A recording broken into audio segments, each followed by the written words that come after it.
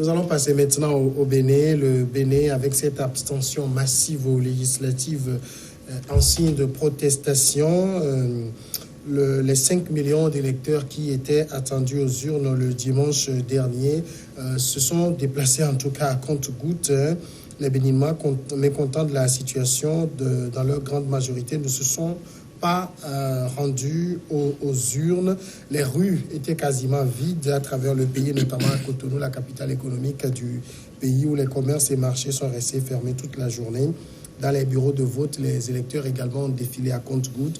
C'est ce qu'expliquaient à la mi-journée certains membres de bureaux de vote, notamment à Semekoudji, où certains disaient que sur les au moins 400 inscrits vers la fin de la journée, on n'avait pas dépassé les 35 votants. À l'Île-le-Grand, il faut le dire clairement, les Béninois ont montré que cette élection-là, ce n'était pas ce genre d'élection qu'ils voulaient avoir. Oui, je pense que c'est toute l'Afrique. C'est bien sûr, les Béninois sont dans une situation vraiment triste, mais encore toute l'Afrique, hein, parce que le Bénin, depuis les années 90, quand même, jusqu'aux dernières élections de dimanche dernier, justement, était parmi quand même ces démocraties qu'on peut présenter au niveau de l'Afrique en tant que, enfin, comme en tout cas un début de démocratie. Et rassurez-vous, ça fait 30 ans pratiquement que le Bénin, depuis 90 bien sûr, que le Bénin n'a pas connu d'élection sans opposition réellement. Et les signaux, les voyants rouges sont aujourd'hui allumés sur plusieurs fronts au Bénin. Et vous rassurez-vous que le jour même du scrutin, Internet, les réseaux sociaux sont très limités, jusqu'à être coupés même dans la mi-journée, carrément, en fin de journée. Et ce Patrice Talon qui n'arrive pas à voir comme quoi il en sortira forcément affaibli. Parce que qu'on le veuille ou non, il peut forcer n'importe comment. Les peuples ne se comparent pas. Les Béninois, on sait un peu de quoi ils sont capables. Et certes, il passera à l'issue de ces élections parce qu'il y aura du bruit. Mais comme on le dit en Afrique, quelqu'un qui organise les élections, attendez-vous à ce que forcément il gagne. Et vous avez vu, les deux partis qui sont présentés à ces élections sont tous issus de la mouvance présidentielle. Il y aura des mouvements, certes, ça passera, mais tout compte fait, le Bénin et l'Afrique entière en sera affaibli. Et Patrice Talon, dans tous les cas, risque d'avoir un poids lourd pour pouvoir passer son second mandat. Je pense qu'il sera très difficile et que la sanction sera immédiate. Sylvestre, j'évoquais le même sujet tout à l'heure avec l'invité qui estimait, lui, qu'on ne peut pas parler en l'espèce de recul démocratique. Ce n'est pas parce qu'une opposition n'a pas participé à une élection que la démocratie a reculé, disait-il. Non, ça dépend des conditions dans lesquelles l'opposition n'a pas participé à ces élections. Peut-être qu'on serait au Togo, qu'on ferait peut-être une autre lecture de ce qu'il dit. Mais moi, j'étais quand même, je faisais partie des premiers fans de Patrice Talon. Mais aujourd'hui, je reconnais qu'après 29 ans donc, de démocratie, le Bénin s'est retrouvé avec un jeune dictateur. Il faudrait plus qu'on se paye de mots pour le dire. Parce que vous ne pouvez pas organiser ces champs d'élection où l'opposition est carrément écartée. Et il y a la CEDEAO, il y a tellement donc de puissances qui ont demandé à Patrice Talon de coopérer, au moins de voir, du moins ceux qui ont quand même les conditions posées, ceux qui remplissent au moins le minimum. Mais il a dit non. Et je me dis que le monsieur peut-être aigri, ou il est un peu frustré parce que il a tenté par 2 fois de modifier la Constitution. Il n'a pas eu gain de cause. Donc aujourd'hui, où lui aussi, il a peut-être une parcelle de liberté, il a quelques éléments pour construire l'opposition. Et il se dit, bon, d'accord, allons-y. Et il a fait. Mais regardez un peu le pays la dernière fois, où même l'ancien président a failli venir aux mains avec un policier. Donc ça veut dire qu'aujourd'hui, le Bénin, qui est presque, du moins c'est le fils ou la fille donc, du Ghana, où on saluait un peu la démocratie, aujourd'hui, il y a un recul démocratique au Bénin. Il y a un recul. Regardez, si vous voyez les images où des matériels et des véhicules militaires ont été brûlés, les bureaux de vote et tout, avec un peuple ou une population, une majeure partie de la population qui n'est pas d'accord avec ce que fait le président. Mais je me dis, il est totalement affaibli. Et là, il va traîner cela jusqu'aux prochaines élections présidentielles. C'est dans 2 ans. Et vous verrez que cette situation va aussi permettre peut-être à l'opposition de faire bloc contre lui. Parce qu'aujourd'hui, vous pouvez voir Soglo et Yahi Boni qui sont côte à côte, qui sont même presque même dans le même véhicule, qui vont parler donc aux populations.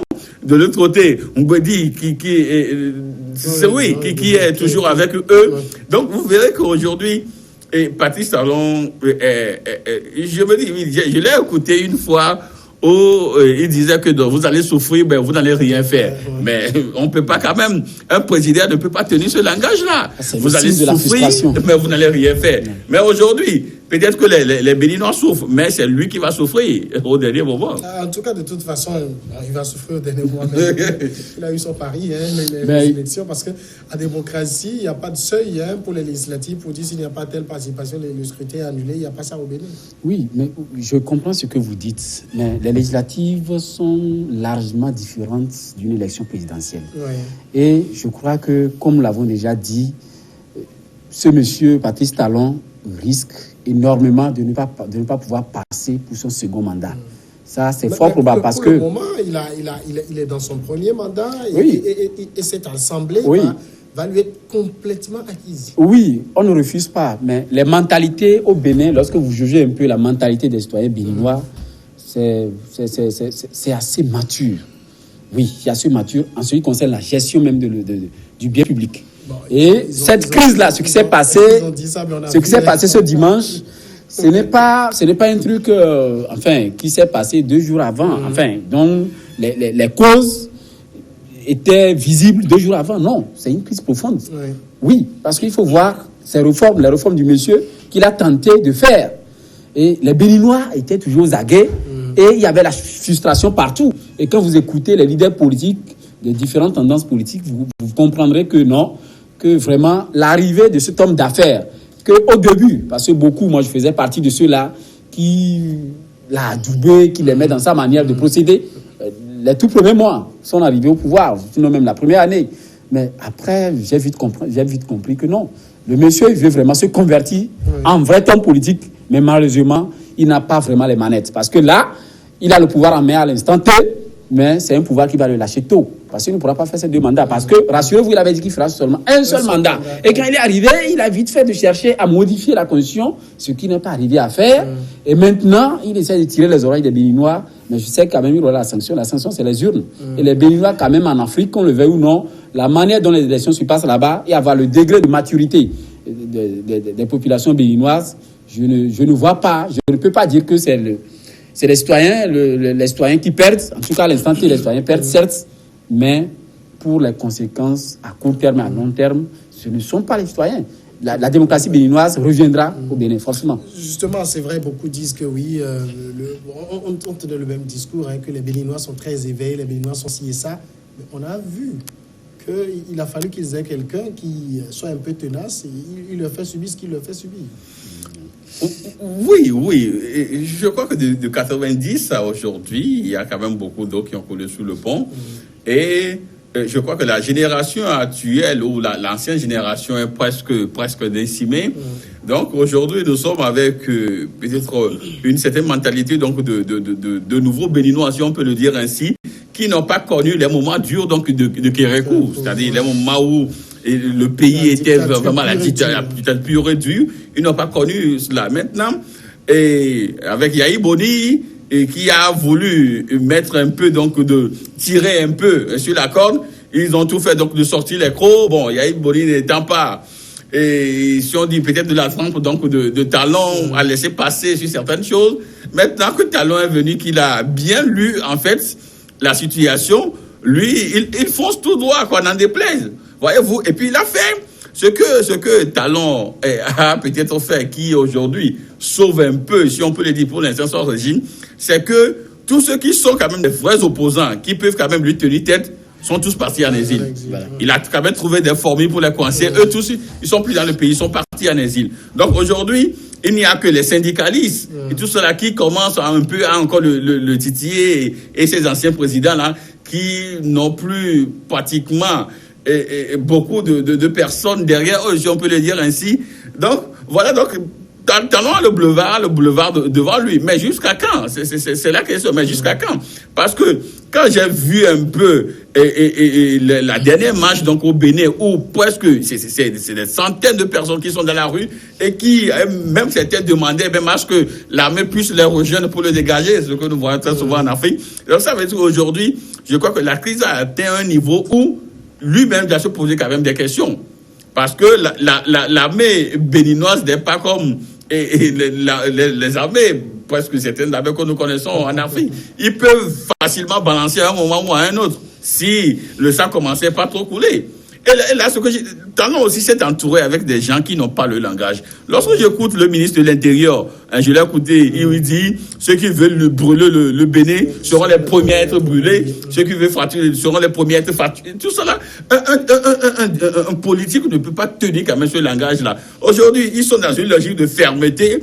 Ils sont dans la lutte de voilà, nous avons les moyens, nous avons tout à notre possession, on peut avancer, mais je crois qu'en politique, tout peut se basculer à tout moment. Est-ce que Patrice Talon va réussir quand même à attirer l'enseignement que le peuple lui a donné à travers cette abstention massive? Non, la question est de savoir si l'actuel président béninois est dans la logique d'écouter un tout petit peu le peuple, ou tout simplement leur faire comprendre que, en tout cas, pour le moment, c'est lui. Et donc, par conséquent, il va les faire subir ce qu'il veut. Moi, je pense que, pour moi, je ne sais pas, mais je crois quand même que c'est monsieur qui est frustré et ne s'est pas entouré des bons hommes. Des hommes politiques qu'il faut, des conseils qu'il faut, ou alors, il n'aime pas du tout écouter les conseils, de collaborer. Autrement dit, ce monsieur qui a réussi quand même à faire partir en exil des gens qui le tenaient tête, qui pouvaient le tenir tête, ce monsieur, s'il est vraiment béninois, s'il comprend vraiment la mentalité béninoise, la manière dont ça fonctionne au Bénin, n'allait pas agir ainsi pour dire quand même que même si les anciens présidents sont là et qui à tout moment peuvent rebondir, il y a des gens dans la foulée qui peuvent à tout moment se présenter comme candidat à l'occasion de la prochaine élection présidentielle. Parce que tout ce qu'un politique fait à l'instant T, c'est pour baliser le terrain, préparer le terrain pour les futures échéances électorales. Ouais. Or, après ces législatives, il y a la présidentielle devant et c'est bientôt. C'est dans 2 ans. Et c'est bientôt. Vous n'allez pas me dire que au Bénin, tel qu'on a l'habitude de le voir, il y a les hommes d'affaires qui sortent de nulle part, qui se présentent candidats. Ouais. Même Patrice Talon, personne ne l'avait vu venir. Personne ne l'avait vu venir. Donc, dites-moi, il a réussi, certes, à faire partie des gens en exil, mais moi, je ne serais pas du tout surpris, mais je crois plutôt que les Béninois joueront au miracle, de sorte qu'il y a un citoyen lambda qui sortira comme ça et qui sera soutenu par tous, puisque la majorité des Béninois est mécontente.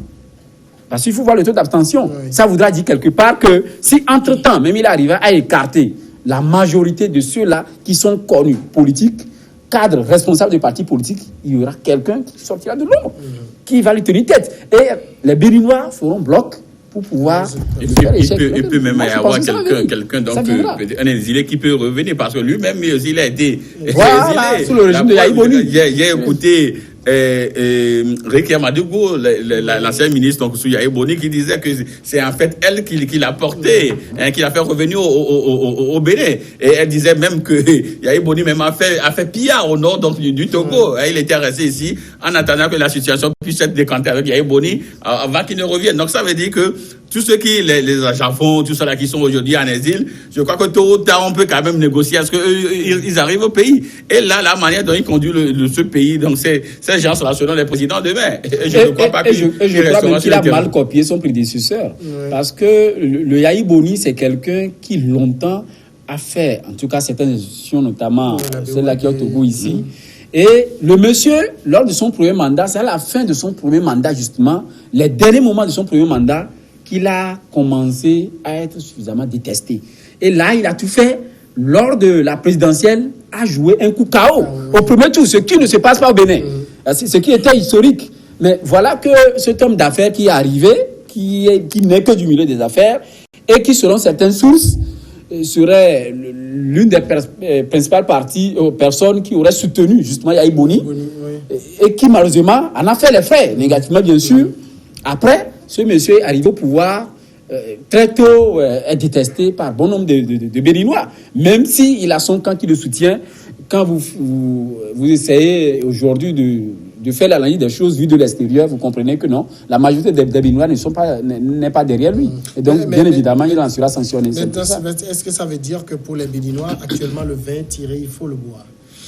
Oui, malheureusement, parce que aujourd'hui tout ce qui s'est passé et entre guillemets dans la légalité. Mais sauf que et c'est les députés issus donc de ces élections qui vont souffrir de la légitimité et ils vont courir derrière cette légitimité là alors que nous sommes presque aux portes donc de 2021 où il y aura les présidentielles. Donc je ne sais pas par quelle machine il va essayer donc de retourner la situation en sa faveur. Je parle donc de Patrice Talon.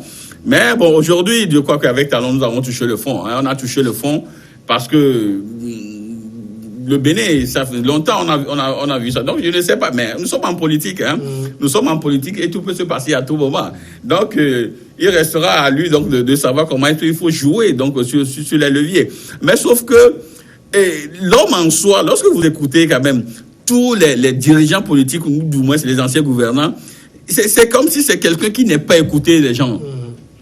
Il y a Soglo l'a rencontré plusieurs fois, Boni, les gens, le Bénin, donc c'est un pays où il y a tellement donc de têtes, chefs d'État africains, de têtes, la CEDEAO, l'Union africaine. Mais je me dis, le monsieur est resté campé sur sa position. Je ne sais pas sur quoi il se campe pour le faire. Bon, mais on verra.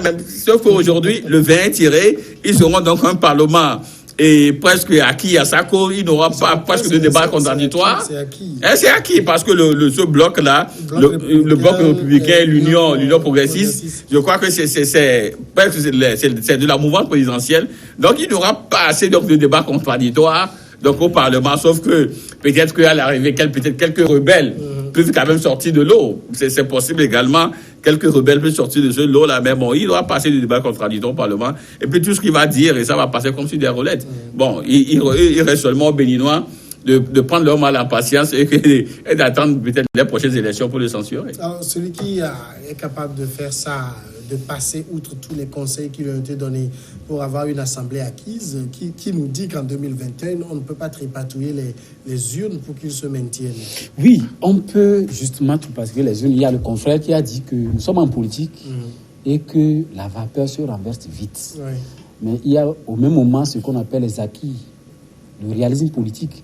Et quand vous prenez le peuple béninois, la manière dont le jeu au niveau du processus électoral se fait, je pense quand même que je ne dirais pas assez clair, mais quand même c'est mieux par rapport à d'autres pays africains que nous connaissons.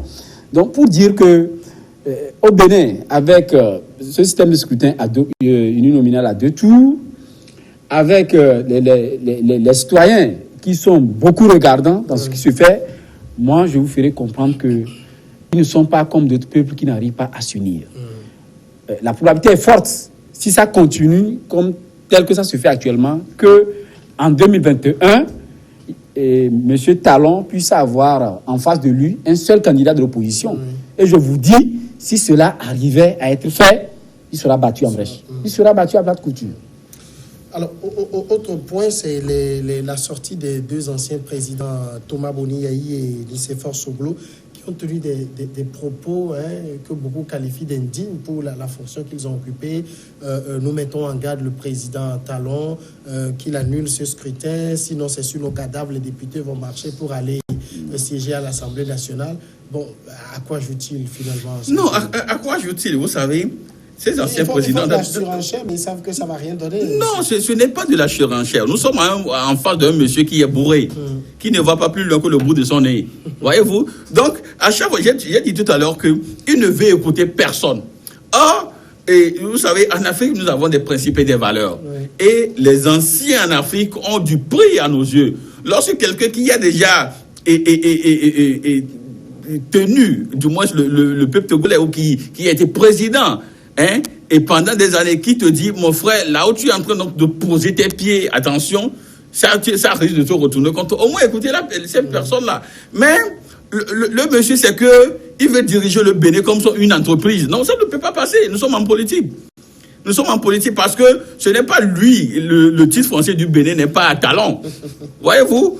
Ce n'est pas lui. Donc, c'est pas une société anonyme ou une société de talent. Donc, il doit comprendre qu'il est en train, s'il est là, c'est parce que c'est le peuple de Noël qui lui a donné mandat d'être là. Et lorsque ce peuple, à un moment donné, dit, non, monsieur, nous t'avons donné mandat pour faire telle chose, pas de se comporter peut-être en, je sais pas, en Jet Li ou en John Brie. Non, reviens à de meilleurs sentiments. Je crois qu'il devait quand même les écouter.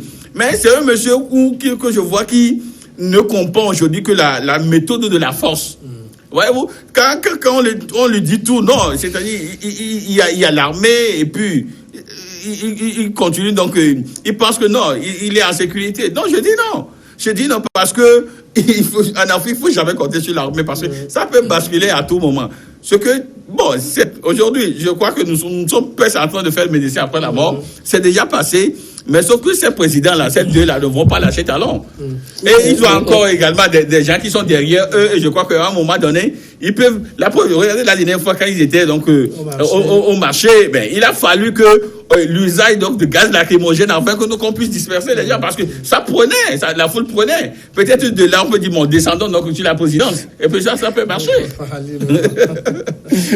Est-ce que c'est des propos dits de deux anciens chefs d'État? Moi, je voudrais dire que c'est de bonne guerre. Nous sommes en politique et il va falloir... dire à l'autre, tu risques de ne pas finir ton mandat, tu vas passer sur notre cadavre pour installer les 83 députés et tout.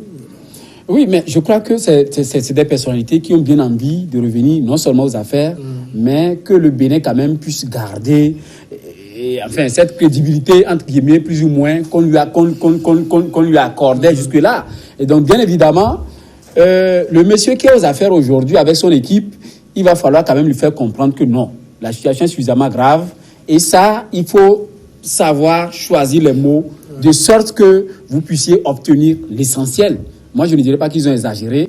En tout cas, ceux-là aussi, les confrères ou l'opinion qui les traitent aussi d'exagération dans leurs propos, tout et tout, je les comprends. Mais c'est des gens qui sont dans leur rôle, c'est des personnalités qui sont dans leur rôle et qui ont quand même l'obligation de faire en sorte que l'équilibre puisse être un tout petit peu revenir au Bénin. Je pense que je vais peut-être donner juste cet exemple-là. Regardez un peu le Ghana, où quand c'est chaud, le président en exercice convoque les anciens pour avoir leur discussion, pour avoir du moins leur opinion sur un sujet donné de la République. Normalement, ça devait passer ainsi. Voilà. Normalement. Ouais, mais même la dernière fois, Akufo-Addo a consulté ses anciens là-dessus. On a vu qu'ils étaient ensemble. Normalement, c'est de cette manière qu'on doit gérer une République. Donc, maintenant, si aujourd'hui, Talon croit que lui, il est le seul au monde et que les autres là n'existent plus, je crois qu'il aura des problèmes à l'avenir. Donc, voilà.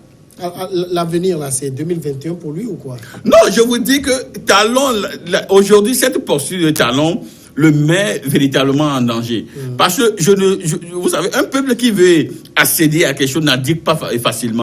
Donc aujourd'hui, je crois que les Béninois vont lui mettre les bâtons dans les roues. Ils seront constamment derrière lui. Ils vont le surveiller. Ils mettront la pression nécessaire. Et si pas, mais garde, à un moment donné, et Talon arrive peut-être à faire une erreur politique ou peut-être un certain nombre de civils sont matés ou tués, vous verrez que ils vont rendre ce pays-là un gouvernant. Et là, ce serait son départ. Donc, il n'y aura même pas cette possibilité d'arriver jusqu'à 2021. Regardez un peu ce qui s'est passé au Burkina Faso, où Blaise avait quand même la possibilité de finir son mandat tranquillement et de partir. Mais à un moment donné, il a dit non. Et il veut passer en force avec cette constitution-là. Et à quelques mois de il était obligé de partir. Donc, c'est ce que je vois. Donc, aujourd'hui, Talon a fait une erreur politique et il doit réfléchir aujourd'hui à changer la donne parce qu'aujourd'hui, la tension est palpable, la situation est telle que moins d'intercelles, le pays donc, peut basculer. Donc, il faudrait véritablement qu'il trouve la formule pour avancer. D'accord, on va marquer maintenant la pause, c'est la grande, on revient après le journal pour continuer. Et voilà.